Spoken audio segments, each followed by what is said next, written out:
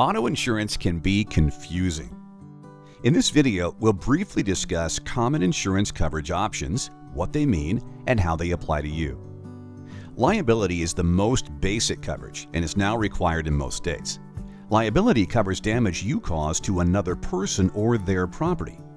Liability coverage limits are commonly displayed in this format: 50, 100, 50.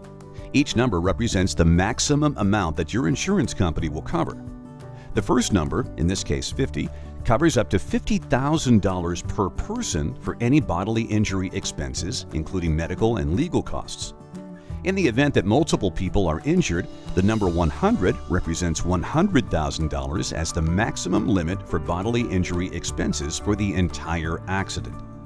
The final number, 50, covers you up to $50,000 for property damage you cause to someone else's property, such as a vehicle, building, or other object. But what protects your property? That's where comprehensive and collision coverage comes into play. In a situation where you need to use comprehensive and collision coverage, you must first pay the deductible associated with your coverage. For example, if your deductible is $1,000, you must first pay that amount out of pocket before your comprehensive and collision coverage will take effect. So how does coverage work? If you cause an accident, collision coverage helps pay for damage to your car. What about events outside of your control? A fire, theft, vandalism, flood, hail? These are examples of what comprehensive coverage could be used for. Comprehensive will pay for loss or damage to your car caused by any event other than a collision. It is important to understand that theft refers to theft of the vehicle itself and any internal contents that are attached to the vehicle, such as a stereo system. If you were to take the vehicle, turn it upside down and shake it, anything that falls out would not be covered with comprehensive coverage. If your car is financed or leased, you will be required to have comprehensive and collision coverage. Check the agreement with your lien holder to see deductible requirements associated with your car.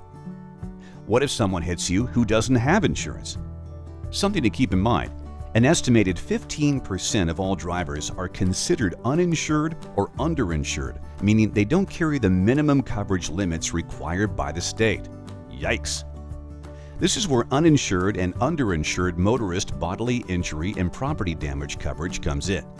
These coverages pay for injuries and property damage in an accident where the driver at fault is either uninsured or doesn't have enough insurance to cover your injuries and damage. It also may cover you in the event of a hit-and-run accident. Now that you understand your coverage options, you can make the best choices to fit your specific needs. It's important to keep in mind these coverage descriptions are a general overview of the coverages available. Each coverage can vary by state.